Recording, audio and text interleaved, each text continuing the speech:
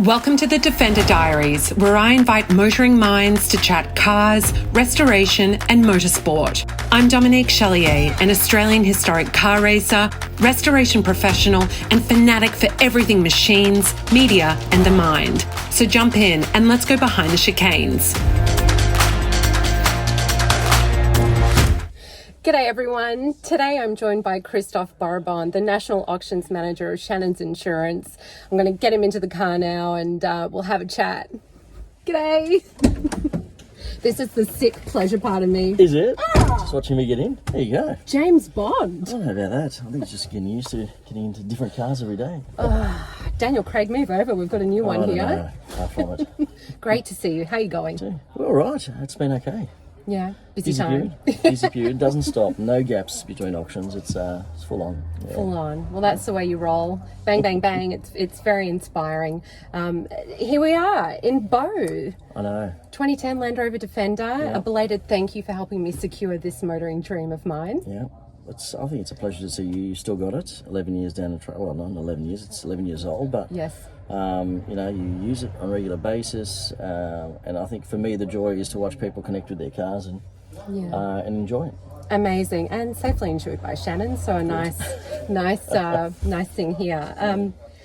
Before we jump into my questions regarding auctions in Australia, for the benefit of our audience, can you please share with us a few of your passions? For instance, you studied mechanical engineering, and in your spare time you're a keen historic and modern classic circuit and road tarmac racer, and we are joined by a 9146. Can you please tell us a bit more? Yeah, I mean this is a special car. It's something that was acquired by a friend of mine 2 years ago, and we've obviously kept on developing the car. And to be what it is today, with that beautiful Jägermeister livery, so it definitely is bright. I match. I'm like, I didn't. I subconsciously did. Such a chick. Yeah. But look, it's just a fun car to drive around the track. It's mid-mount, true meaning of mid-mounted engine. It is now retrofitted of a 911 3-litre motor taken out to 3.2, pushing out close to 300 horsepower. Ooh. And in something that weighs 900 odd kilos, it's a whole lot of fun. Oh, wow. Yeah. That's a handful. Oh, yeah. Enjoy it. Christophe, your team had a Bonza autumn online auction most recently in mid-April. A big congratulations to you and your team. Can you please recap on some standout results? I have a feeling lot number 152 may be the one to highlight, the 1965 Holden HD X2 Premier Sedan. Isn't that an interesting one? I mean, if someone had asked me before the auction, would that be the lot that, would create that sort of interest, I would have said, hard to believe. But it was such a beautiful example. Very rare to find the X2 models today. Even from the start of the auction, the first 2 days of bidding, we saw the car already get up to, $60,000-$70,000. So it was great to watch, and at the end it was actually nice to have an Australian classic that actually did achieve that sort of figure. Yeah. This might be a good time to just touch on the rise of the Holdens in Australia in terms of the desirability for our audience members watching overseas. Can you help us understand and fill in the gap there on what's going on? I think with the demise of Ford and Holden in Australia, we have seen that market really take off. And I think with COVID coming through, we've even seen more of a rise since then. I think there is more disposable income at the moment out there. We can say money's cheap because interest rates are really down to nothing. So we are seeing people spending on, Australian classics and Australian muscle cars. Previously, we'd seen the baby boomers in the marketplace, and I think now we're seeing the Gen X into that marketplace. Ooh. So, they're coming into the marketplace for the 70s, 80s cars as well. We're probably seeing a really good appreciation in the later cars, what we call emerging classics, so the sort of 90s, 2000s as well, so which have, been very popular with Australian enthusiasts in the last 12 months as well. That's really exciting. Maybe my Forester Subaru will one day be a modern classic. Never know. Look, it was quite astonishing as an onlooker to see the auction results in 2020 last year, with not only Shannons but other auction houses in Australia pinging some really big numbers.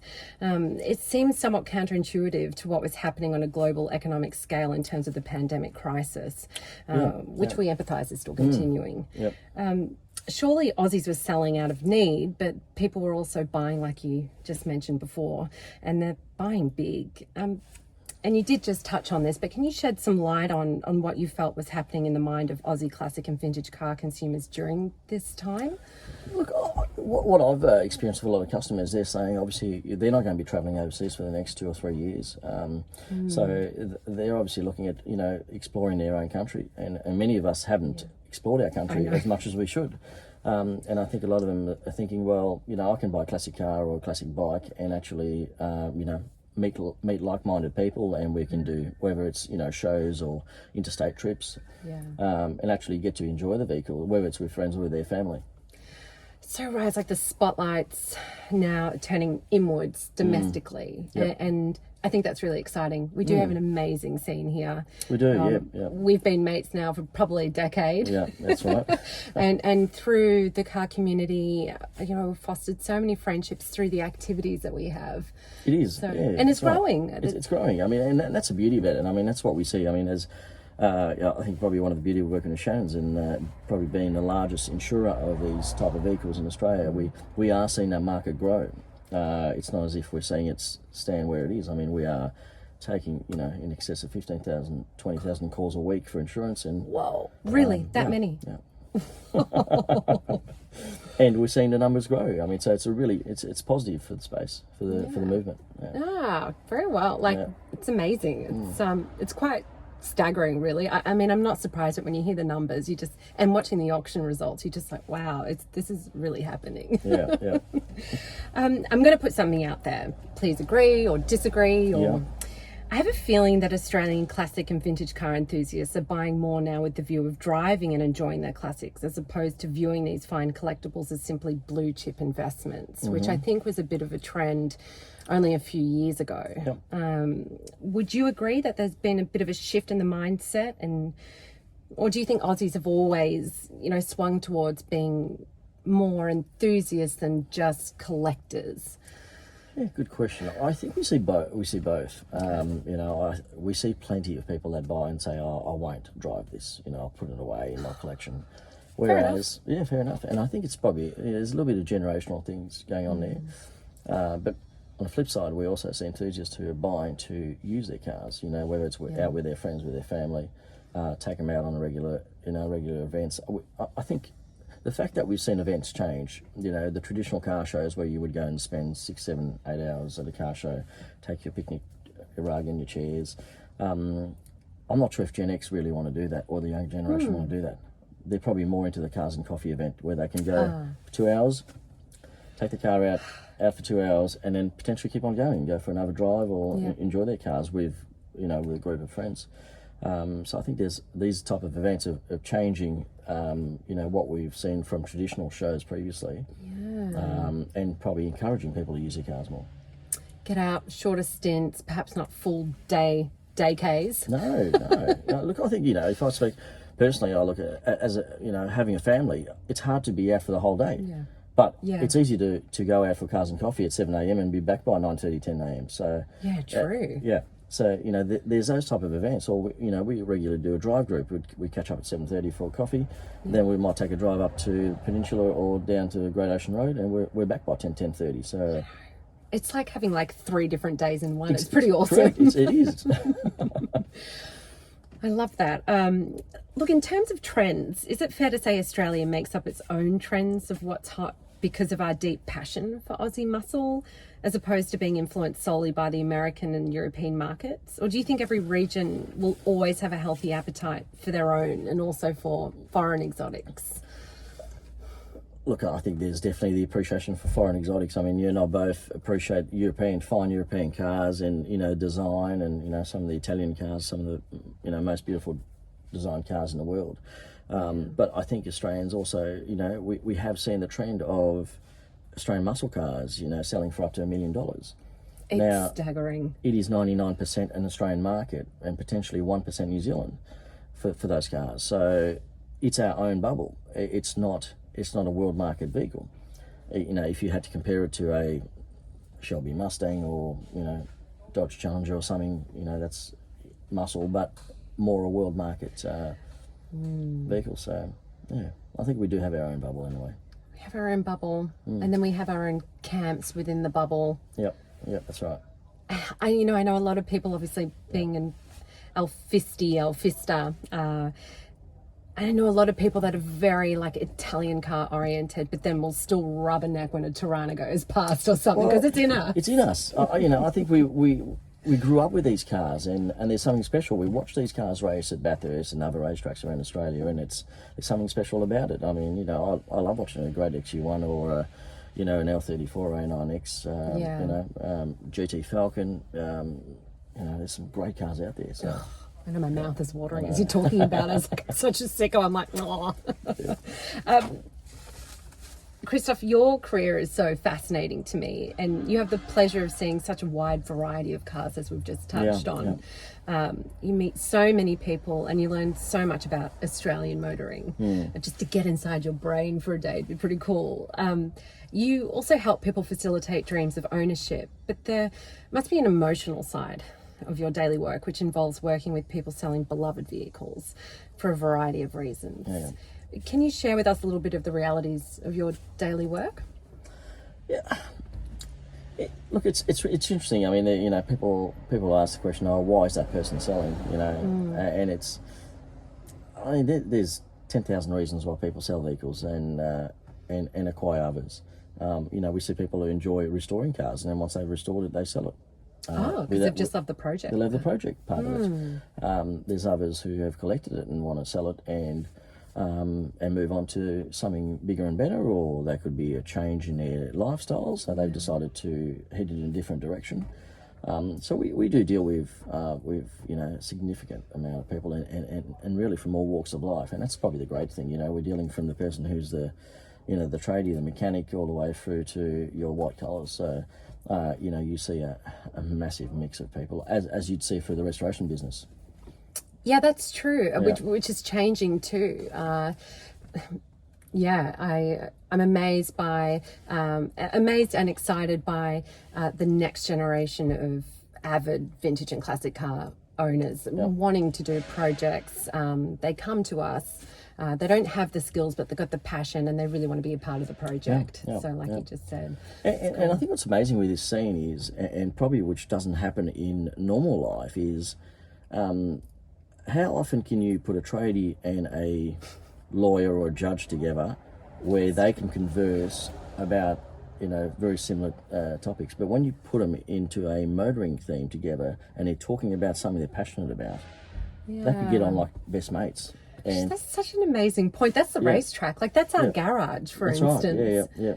Yeah. And socially, usually, those two may not connect, but because of that vehicle or that bike, they can actually get along really well. Yeah, you just raised a really cool point. I love that, like the fruit bowl of our community. Everything. And it's great to be part of that.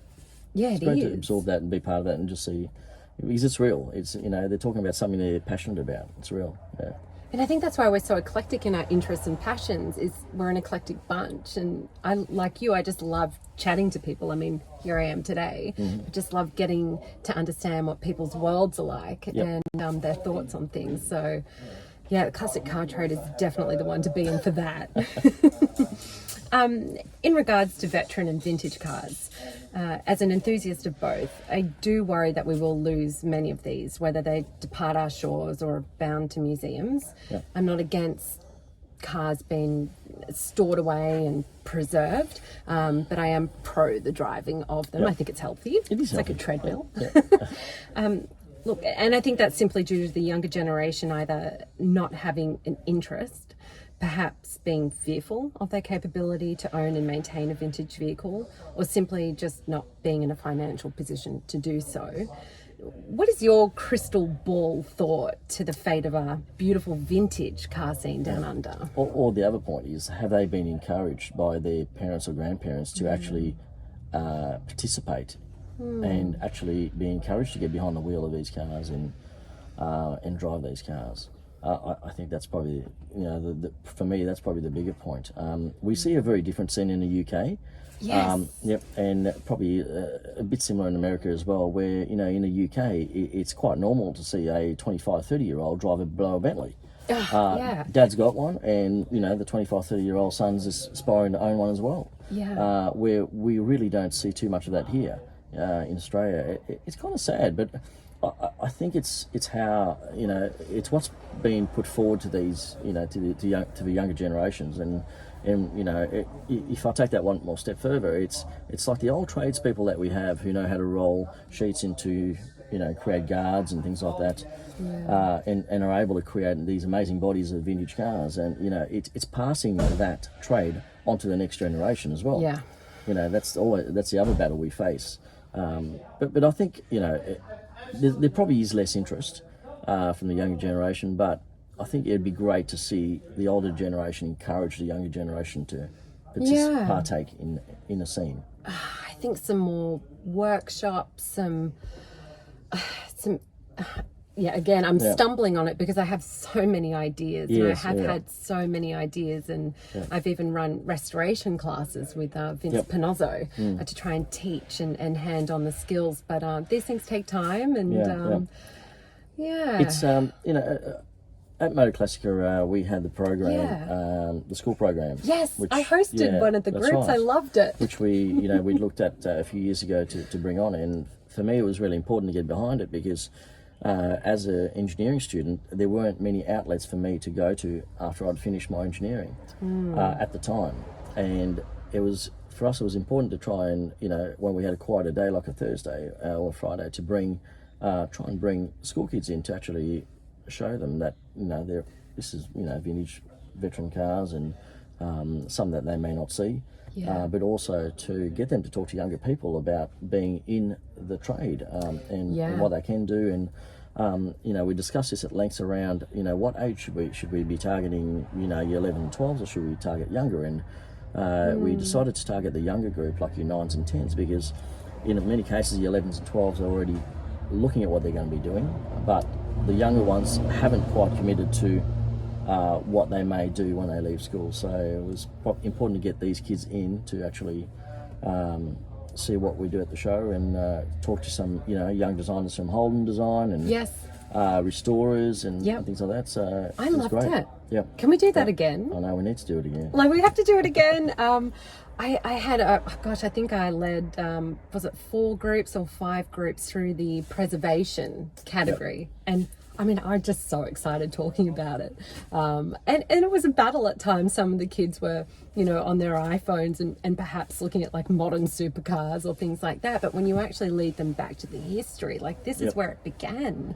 And you pass on that excitement and teach them about the handcraft aspect to everything, and the history, really. Then you can see them drawing in and understanding. More engagement, Let's do that again. That's an important part of what we do and the legacy that we're passing on.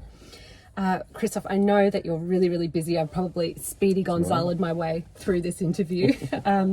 Look, it's been an absolute pleasure chatting with you and having you sit here inside the dream that you helped me secure. Beaux the black box.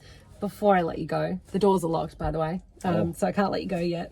Kidding, that's so creepy. One of my favourite questions: if you could drive any car in any era, at any racetrack, at any location, what, where, why, who, all those things. Wow, tough question. Tough question. I really love watching the 30s and 40s race cars, but then I look at the lack of safety in them and I think, would I really want to be driving at that speed? And I've got a whole lot of respect for the drivers of that era, like your Nuvollaris, and I know one of your favourite drivers of all time, you know, the Sterling Mosses and Brabhams and Jackie Stewart, and you think, just incredible people who drove in an incredible era that I don't know if I could do that. The skill, no room for error. Yeah, that's right. So that's quite impressive. Would I want to jump into a car that era? Probably not. Really? Yeah. You wouldn't want to give it a go? No, not at that speed, I think. A lap belt like tooth floss? No. I think I'd like to jump into some of the 70s or 80s, turbo era cars and actually just absolutely wild. But, you know, it'd be interesting to give that a try, I think. Can you pinpoint one? Can you pinpoint a track, an event? Bathurst? Bathurst is an incredible track. I've been fortunate enough to drive it, and I love it. And I think the changes in the track, and it's just incredible. You wouldn't drive a Formula One around there, no. But I'd love to drive a very well sorted out GT car through Bathurst. Perfect. That'd be an awesome ride. Yeah. Maybe that dream will come true, Christophe. I know. We can only hope. Tuck it under the pillow tonight and wish to the speed gods. Christophe Boribon, shake your hand. Absolute legend. Thank you so much for your time. Thanks for having me. And yep, we loved it. So we'll catch you around at the next event. All right. Okay. Thanks.